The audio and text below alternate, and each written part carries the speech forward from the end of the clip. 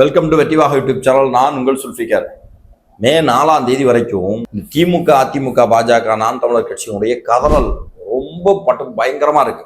எதிர்பார்க்காதது, அதாவது தேர்தல் தேதி மே 4 ரிசல்ட் வருது. ரெண்டாவது விஷயம், தேர்தல் நடந்த அன்னைக்கே இவர்களுக்கு கிடைத்திருக்கக்கூடிய அதிர்ச்சி இவர்களை சட்டு திணற அடிச்சிருக்கு.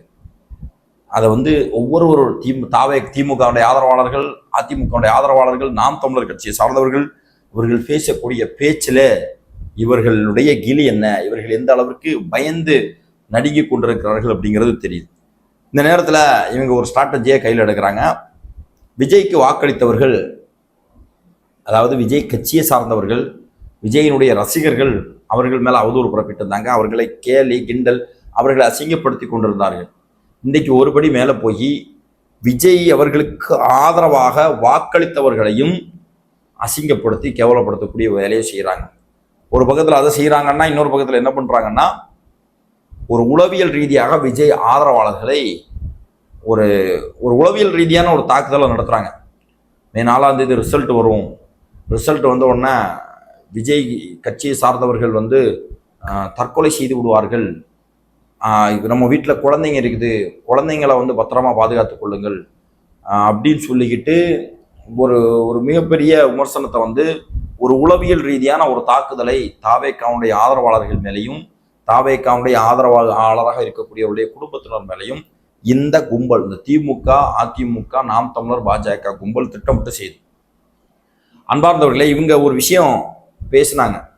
இந்த வாக்கு சதவீதம் அதிகரிச்சது அப்படிங்கிறதுக்கு இவங்க பேசும்போது என்ன சொன்னாங்கன்னா, வாக்கு சதவீதம்லாம் அதிகரிக்கல, அது எஸ்ஐஆர்ல நிறைய வாக்குகள் தூக்கிட்டாங்க, அதனால எப்பவுமே விழக்கூடிய அதே வாக்கு தான் விழுந்திருக்கு, அதிகபட்சமா 20 லட்சம் வாக்கு தான் விழுந்திருக்கு, அதில் வாக்கு சதவீதம்லாம் இன்க்ரீஸ் ஆகல, விஜய் ஃபேக்டர்லாம் எதுவும் கிடையாது அப்படின்னாங்க. அதை நம்ம அப்படியே ஏற்றுப்போம். அப்போ வாக்கு சதவீதம் இன்க்ரீஸ் ஆகலைன்னா என்ன அர்த்தம்னா, கடந்த 2021 தேர்தலில் யார் வாக்களித்தார்களோ, 2024 தேர்தலில் யார் வாக்களித்தார்களோ அவர்கள் தான் 2026 தேர்தலையும் வாக்களித்திருக்கிறார்கள். அப்போ 2021 தேர்தலில் திமுக, அதிமுகவுக்கு வாக்களித்தவர்கள் தான் 2024 திமுகவுக்கு, அதிமுகவுக்கு, பாஜகவுக்கு வாக்களித்தவர்கள் தான் 2024 இவர்களில் ஒரு குறிப்பிட்ட சதவீதத்தை சேர்ந்தவர்கள் தான். அது 30 ஆகட்டும், 40 ஆகல, இல்லை 5 ஆகட்டும், அல்லது 1 இருக்கட்டும், 2 இருக்கட்டும், இவர்கள் தான் தாவேகாவுக்கு வாக்களித்திருக்கிறார்கள். அப்போ தாவேகாவிற்கு வாக்களித்தவர்களை இன்னைக்கு என்ன சொல்றாங்கன்னா, இவர்களெல்லாம் ரொம்ப டேஞ்சரு, இவர்கள் தற்குறிகள், இவர்களுடைய அரசியலே ரொம்ப மோசமா இருக்குது, இவர்களெல்லாம் வாரதே ஒரு பெரிய விஷயம், விஜய் ஒரு பெரிய ஒரு மோசமான கட்டமைப்பு உருவாக்குறாரு அப்படின்னு சொல்லிக்கிட்டு ஏதோ ஒரு பெரிய ஒரு தாவேகாவுடைய ஆதரவாளர்கள் எல்லாம் ஒரு பெரிய பூதம் மாதிரி, அவர்கள் ஏதோ உடம்புலலாம் வெடிகுண்ட கட்டிக்கிட்டு போய் எல்லாரையும் கொல்ல போறது மாதிரி, இந்த மாதிரியான ஒரு சித்தரிப்பை தொடர்ந்து இந்த திமுகவுடைய கும்பல் செய்யுது. சரி பாருங்க, இவர்களுக்கு இந்த மக்கள் வாக்களித்தார்கள், அப்போ இவர்களெல்லாம் நல்லவர்களாக இருந்தார்கள், என்னுடைய ஆட்சியினுடைய நலன் கருதி மக்கள் நான் என் மேல் நம்பிக்கை வச்சு வாக்களித்தார்கள் சொல்றது. அதே மக்கள் அவர்களுடைய நம்பிக்கை பொய்த்து போய் இன்னொரு மாற்று சக்திக்கு வாக்களிக்கும் போது அந்த மக்களை திட்டுறது, அந்த மக்களை ஒரு மனநிலை பாதிக்கப்பட்டவர்கள் மாதிரி அந்த மக்களை ஒரு மோசமான நிலையில சித்தரிக்கிறது, அதுதான் இந்த திமுகவுடைய அரசியல். இவங்க என்ன நினைச்சாங்கன்னா, ஒரு மோனோபோலி பாலிடிக்ஸா தமிழ்நாட்டில் உருவாக்கணும். ஒரு பக்கத்துல பாஜக இருக்கணும், இன்னொரு பக்கத்துல திமுக இருக்கணும். பாஜக மேல இருக்கக்கூடிய பொதுவான ஆன்டி இன்கம்பன்சி, பொதுவாக அவர்களை சித்தாந்த ரீதியாக எதிர்க்கக்கூடியவர்கள் தனக்கு தான் எப்பவுமே வாக்களித்துட்டு இருக்கணும் அப்படின்னு சொல்லிக்கிட்டு நினைச்சுக்கிட்டு இருந்தாங்க. கடந்த 50 வருஷமா திமுக, அதிமுக அந்த மாறி சண்டை. இதுக்கு இடையில யார் வந்தாலும் அவர்களை கட்டம் கட்டி தூக்கக்கூடிய வேலையை செஞ்சுக்கிட்டே இருந்தாங்க. அப்போ 3ஆவதா இந்த தேர்தலில் ஒவ்வொரு 5 வருஷத்துக்கு ஒரு முறை ஒரு நபர் வருவார். 3வது அணி 2016 மக்கள் நல கூட்டணின்னு சொல்லி வந்துருந்தாங்க. அவர்கள் அந்த தேர்தலோட ஓரங்கட்டப்பட்டார்கள். 2021 கமலஹாசன் வந்தார், 2006 விஜயகாந்த் வந்தார். இப்படி ஒவ்வொரு தேர்தலையும் ஒரு புதுசாக ஒரு புது ஃபோல்ஸா களத்துக்கு வரும்போது இதே மாதிரி அவதூறுகள், இதே மாதிரியான விஷம பிரச்சாரங்கள், பணம், காசு இப்படியெல்லாம் பயன்படுத்தி அவர்களெல்லாம் உடைத்தெறிந்தார்கள். அவர்களுடைய வளர்ச்சியை தடுத்தாங்க. மக்கள் மாற்றம்னு சொல்லி நம்பி அவர்களுக்கு வாக்களித்த பிறகு அந்த வாக்குகள் பிரயோஜனப்படாம போயிடுச்சு. இது தொடர்ந்து திமுகவும் அதிமுகவும் பயன்படுத்தி வந்த ஸ்ட்ராட்டஜி. ஆனால் தொடர்ந்து இவர்கள் 50 வருஷமா இந்த மக்களுடைய வரிப்பணத்தை சுரண்டி கொள்ளையடிச்சு கொளுத்து போய் இருக்கக்கூடியவர்களுக்கு மூன்றாவதா ஒருத்தன் வந்துட்டான்னா நம்ம 2 பேருடைய கூட்டும் வெளிப்பட்டு விடும் அப்படிங்கிறதுல ரொம்ப கவனமா இருந்துட்டாங்க. ஒன்னில் நான் இருக்கணும் அல்லது நீ இருக்கணும். மற்ற வடிவேல் சொன்னது மாதிரி நான் லவ் பண்ணேன்னா நீ லவ் பண்ண மொத்தத்தில் இந்த குடும்பம் நாசமா போகணும்னு சொன்னது மாதிரி ஒன்னில் நான் இருக்கணும் அல்லது நீ இருக்கணும். நம்ம 2 பேரை தாண்டிங்க வேற யாரும் ஒருவர் புதிதாக வந்து விடக்கூடாது அப்படிங்கிறதுல இவர்கள் குறியாக இருந்தாங்க. அப்படிதான் தாவேக்கா களத்துல வருது. இவங்களும் ஏற்கனவே மற்றவர்களை நாம எப்படி ஒதுக்கணுமோ அவர்களை மக்களுடைய ஆதரவு நிலையிலிருந்து அவர்களை எப்படி தள்ளி வச்சோமோ அதே மாதிரி ஒரு ஸ்ட்ராட்டஜியை பயன்படுத்தி தாவேக்காவை தள்ளணும் ஒதுக்கணும் அப்படின்னு சொல்லி ரொம்ப முயற்சி. கடந்த 2 வருஷமா தாவேக்காவுக்கு அரசியல் அறிவு கிடையாது. தாவேக்கால இருக்கக்கூடியவர்கள் தற்குறிகள், அவங்க அப்படி இவங்க இப்படி அவங்கள ஒரு ரொம்ப மோசமான நிலைக்கு சித்தரித்து கொண்டே இருந்தார்கள். அவர்கள் எல்லாமே இந்த சமூகத்தினுடைய ஒரு அங்கம். கடந்த தேர்தலில் திமுகவையும் அதிமுகவையும் பாஜக இந்த மாதிரியான கட்சிகளை ஆதரித்தவர்கள் தான் இவர்கள். தொடர்ந்து இதை அவங்க செஞ்சுக்கிட்டு இருக்கக்கூடிய நேரத்தில் புதிதாக வந்திருக்கக்கூடிய விஜய் அவருக்கு இவ்வளவு ஆதரவு வருதே அப்படின்னா இதை எப்படியாவது உடைக்கணும்னு சொல்லி பழைய ஸ்ட்ராட்டஜியை மீண்டும் பயன்படுத்தினார்கள். ஆனால் இது எதுவுமே எடுபடலை அப்படிங்கிறது தேர்தல் நாள் அன்றைக்கு இவர்களுக்கு வெளிப்பட்டு விட்டது. பெரிய கூட்டம் விஜய் போராட்டத்துலலாம் கூட்டம் வருது. அவங்க சொன்னாங்க கூட்டமெல்லாம் ஓட்டா மாறமா, விஜயை பார்க்க வந்திருக்கிறாங்க, நடிகரை பார்க்க வந்திருக்காங்க அப்படின்னா. ஆனால் தேர்தல் தேதி அன்னைக்கு எந்த நடிகரும் வரல. ஆனால் மக்கள் சாரையாக வந்தாங்க. மக்கள் சென்னை மாதிரியான பெருநகரங்களிலிருந்து பல ஆயிரங்களை செலவு செய்து ஃப்ளைட்டு ட்ரெயின்னு சொல்லி பல ஆயிரங்களை செலவு செய்து வராங்க. வெளிநாடுகள் இருக்கக்கூடியவர்கள் பல லட்சங்களை செலவு செய்து Germany, Russia, Italy, America, London இப்படின்னு சொல்லி வெளிநாடுகளில் வேற வெளிநாடுகளில் மிகப்பெரிய அளவில் இருக்கக்கூடியவர்கள் கிட்டத்தட்ட 3 லட்சம் 5 லட்சம் 10 லட்சம் 8 லட்சம்னு செலவு பண்ணி லீவு நடக்குது. ஒரு நாள் வந்துக்கிட்டு அன்னைக்கு நைட்டே கிளம்புறான். ஸோ இந்த அளவுக்கு டெடிக்கேஷனாக இங்கே வாக்களிக்கிறத இவர்களால் ஏற்றுக்கொள்ளவே முடியலை. என்ன செய்யணும்? முதல்ல விஜய் அவர்களை குற்றம் சொன்னாங்க, அது ஈடுபடலை. அதற்கு பிறகு விஜய் அவர்களுடைய ரசிகர்களை குற்றம் சொன்னாங்க, ஈடுபடலை. கட்சியினுடைய நிர்வாகிகளை குற்றம் சொன்னார்கள், குறை சொன்னார்கள், அவர்கள் மேலே அவதூறு பரப்புனாங்க, அது எடுபடலை. ஆதரவாளர்கள் மேலே அவதூறு பரப்புறாங்க, அது எடுபடலை. கடைசியாக மக்கள் வாக்களித்த உடனே அந்த மக்களையும் பராண்ட தொடங்கி இருக்கிறது இந்த திமுக, அதிமுக, நாம் தமிழர் கட்சியினுடைய கொத்தடிமை கூட்டம். இந்த கூட்டம் இந்த சமூகத்தில் இன்னொரு மோசமான ஒரு விஷயத்தை கட்டமைக்க முயற்சி செய்கிறார்கள். விஜய் இந்த தேர்தலில் தோற்று விடுவார். விஜய் இந்த தேர்தலில் தோற்றுவிட்டால் விஜயினுடைய தொண்டர்கள், ஆதரவாளர்கள் சில பேர் ஒன்றில் அவர்கள் தானாக தற்கொலை செய்து கொள்வார்கள், அல்லது பிறரை என்னுடைய அப்பா தான் ஓட்டு போடலை, என்னுடைய அம்மா தான் ஓட்டு போடலைன்னு சொல்லி அவர்களை கொலை செய்து விடுவார்கள் அப்படின்னு சொல்லி ஒரு மோசமான ஒரு பொய்யான ஒரு பிம்பத்தை உருவாக்க பார்க்குறாங்க. மோசமான ஒரு சூழலை உருவாக்க பார்க்குறாங்க. அதாவது இந்த பிஞ்சு மனசுல நஞ்ச விதப்போன்னு சொல்றாங்க இல்லையா, அப்படிப்பட்ட எண்ணமே இல்லாத நபர்கள் மத்தியில் இப்படிப்பட்ட எண்ணத்தை உருவாக்கக்கூடிய வேலையை உளவியல் ரீதியாக இந்த கூட்டங்கள் செய்யுது. ஏற்கனவே கரூர்ல அதுக்கு பிறகு விஜய் அவர்கள் செஞ்ச இடத்துல ரோட் ஷோ இந்த மாதிரி போகும்போது அங்கே ஒரு சில இடங்களில் நடந்த சம்பவங்கள். ஸோ இதற்கூடவே விஜய் அவர்கள் ஒருவேளை தோல்த்து விட்டால் இப்படி சம்பவம் நடக்கும் அப்படின்னு சொல்லிக்கிட்டு இளைஞர்களை தூண்டக்கூடிய வேலையை அவனுக்கு அப்படிப்பட்ட தாட்டே இருக்காது.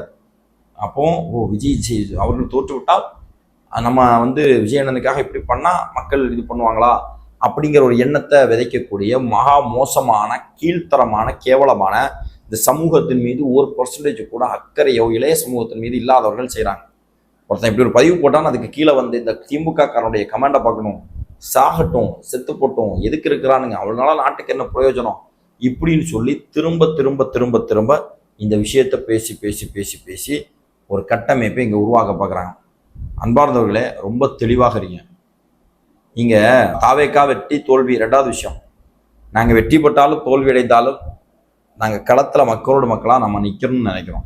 நாங்கள் ஒரு அரசியலை, ஒரு நீண்ட கால அரசியலை முன்னெடுக்கணும்னு நினைக்கிறோம். எங்களுக்கு நாங்கள் அதனால் எந்த விதமான முயற்சிக்கும் நம்ம ஈடாக போகிறதில்ல. பல கோடிகளை செலவு செஞ்சு வாக்காளர்களுக்கு பல லட்சங்களை பல கோடிகளை கொடுத்து தேர்தலில் தாவேக்கா போட்டியிடலை. ஒன்று, இத்தனை வருஷம் இந்த ஆண்ட கட்சியின் மூலமாக இந்த மக்களுக்கு எந்த நன்மையும் செய்யாமல் இந்த திமுக, அதிமுக மாதிரியான கட்சிகள்லாம் பரம்பரை கொத்தடிமையாக இருக்கக்கூடிய மானங்கெட்ட திமுக காரனே உயிரோடு இருக்கும்போது, மானங்கெட்ட அதிமுக காரனே உயிரோடு இருக்கும்போது, மானம் இருந்தா கெடும் அதுவே இல்லாத நாம் தமிழர் கட்சிக்காரன் உயிரோடு இருக்கும்போது தாவேக்கா ஆதரவாளர்கள் எதுக்குடா சாகணும், எதுக்கு சாகணும்னு கேட்குறான். அப்போ நீ ஏதோ ஒரு விஷயத்த கட்டமைக்க பார்க்குற, ஒரு சாவும் நடக்காது. தெளிவாக புரிஞ்சுக்க. தொண்டர்கள், ரசிகர்கள் அவங்க ரொம்ப தெளிவாக இருக்கிறாங்க. தேர்தலை எப்படி அணுகணும், தேர்தலுடைய வெற்றி தோல்வி எப்படி அணுகணும், தேர்தலில் ஒருவேளை இந்த தேர்தலில் தோற்றுவிட்டால் அடுத்த தேர்தலை வெற்றி பெறுவதற்கு எப்படி ஆயத்தப்படுத்தணும், எல்லாமே தாவேக்காரனுக்கும் தெரியும், தாவேக்காவுடைய ஆதரவாளர்களுக்கும் தெரியும். இன்னைக்கு ஒரு கூட்டம் ஒரு விஷயத்த சொல்லிகிட்டே இருக்கு. விஜய் வந்து மாணவர்களை, இளைஞர்களை, குழந்தைங்களை வந்து தேர்தலுக்கு பயன்படுத்திட்டார் அப்படின்னு சொல்லி கோயம்புத்தூரை சேர்ந்த விசிகாவுடைய நிர்வாகி கூட கொண்டு போய் புகார் கொடுக்குறாரு. நான் அவங்க இந்த நம்பர்கிட்ட தான் கேட்குறேன். கடந்த 5 வருஷமா பெண் குழந்தைகளுக்கு எதிராக எத்தனையோ பாலியல் வன்கொடுமை சம்பவங்கள் நடந்திருக்கு. போக்சோ வழக்குகள் கிட்டத்தட்ட ஆயிரக்கணக்கான வழக்குகள், டபுள் டிஜிட்ல ஆயிரக்கணக்கான வழக்குகள் பதிவாயிருக்கு. இப்பெல்லாம் உனக்கு குழந்தைகள் மேல அக்கறை இல்லை. இதே தேர்தல் களத்துல திமுக காரர்கள், விடுதலை சிறுத்தைகள் கட்சியை சார்ந்தவர்கள், பல கட்சிகள் சார்ந்தவர்களும் குழந்தைகளை தேர்தலுக்காக பயன்படுத்தி இருக்கிறார்கள். முதலமைச்சர் மு க ஸ்டாலினுடைய ஆடு பார்த்தீங்கன்னா அதிலே குழந்தை தான் வரும். தேர்தல் ஆணையத்தில் ஒரு ரூல்ஸ் இருக்கு, மாற்றுக்கிறது இல்லை. விஜய் அந்த ரூல்ஸ் எங்கேயுமே அவர் மீறல. அவரு எந்த குழந்தையும் கூப்பிட்டு கொண்டு வந்து தேர்தலுக்காக பயன்படுத்தல, பிரச்சாரம் செய்யல. வந்து பேசும்போது அதுவும் அவரா சொல்லல, ஏற்கனவே பல வீடியோக்கள் சமூக ஊடகங்கள்ல பரவுது. ஒருத்தர் போய் இன்டர்வியூ எடுக்காரு, யாருக்கு ஓட்டு போடுவீங்கன்னு சொல்லும் போது குழந்தைங்க சொல்லுதாமா, விஜய்க்குன்னு சொல்லுமா. அப்ப இதை வந்து இந்த சமூகத்துல அல்லது இந்த சமூக ஊடகங்கள் என்னத்தை இருக்குதோ அதை பார்த்து அதனுடைய பிரதிபலிப்பா தலைவர் பேசினார். குழந்தைகள்ல இருந்து எல்லாருமே, குழந்தைகள், வயது மூந்தவர்கள் அத்தனை பேருமே தாவேக்காவை விரும்புகிறார்கள். அப்போ எதிர்கால தலைமுறை நல்லா இருக்கணும் அப்படின்னு சொன்னா அதுக்கு அந்த எதிர்கால தலைமுறை தான் கொஞ்சம் முயற்சி பண்ணணும். அப்படிங்கிறதுக்காக நீங்க கொஞ்சம் அடம் பிடிச்சு உங்க அம்மா அப்பாட்ட சொல்லுங்க அப்படின்னு சொல்லியிருந்தார். இதுல வேற எந்த இதுவும் இல்லை. அவங்க அப்படி சொல்லாட்டா கூட மக்கள் வந்து தாவேக்காவுக்கு வாக்களிப்பார்கள். குழந்தை சொன்னோன்னு வாக்களிச்சிருமா?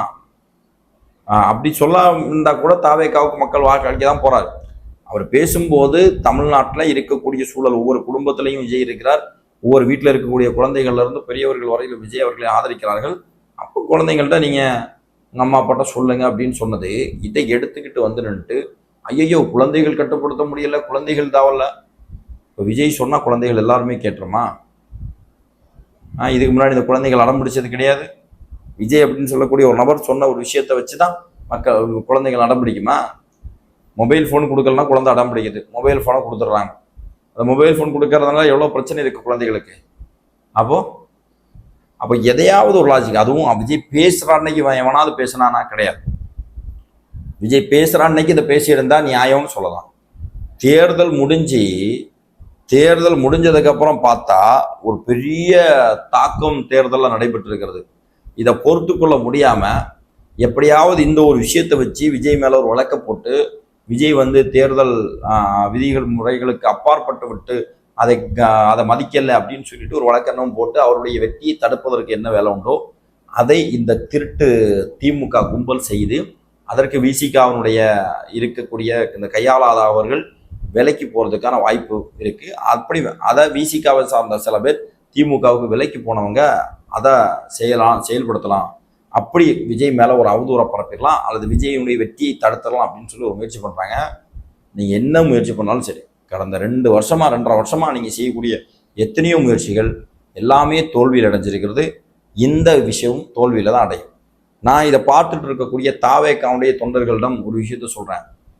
முதல்ல நம்ம மக்களுடைய மனநிலை அப்படி இருந்தான்னு தெரியாது. ஆனா இந்த அயோக்கியர்கள் இந்த உருவாக்கின அந்த உளவியல் தாக்குதல் ஒவ்வொருவரையும், விஜய் அவர்களுடைய ரசிகர்கள் ஒவ்வொருவரையும் சென்று சேரும். அதற்கு தான் இவன் முயற்சி பண்றான். அதை வச்சு கூட ஒரு அவதூறா விஜய் மேல பரப்பிடணும் அப்படின்னு சொல்லி. சின்ன பிள்ளையில வந்து நாங்கெல்லாம் அந்த சக்திமான்லாம் பார்க்கும்போது சக்திமான் மாதிரி சுத்தி மாடியிலேருந்து கீழே விழுந்த சம்பவங்கள்லாம் நடைபெற்று இருக்கிறது. அவன் இன்னைக்கு இவன் இப்படி ஒரு விஷயத்த இந்த திமுகவுடைய கும்பல், நாம் தமிழர் கட்சியை சார்ந்தவர்கள் இந்த மாதிரி ஒரு விஷயத்த உருவாக்கி அதை என்கரேஜ் பண்றான். அப்ப அதனால சில தவறுகள் நடப்பதற்கு வாய்ப்புகள் இருக்கு. இப்போ நான் என்ன சொல்றேன்னா, இதை பார்க்கக்கூடிய ஒவ்வொருத்தரும் உங்களுடைய நண்பர்களுக்கு இந்த வீடியோவை கொண்டு போகணும்.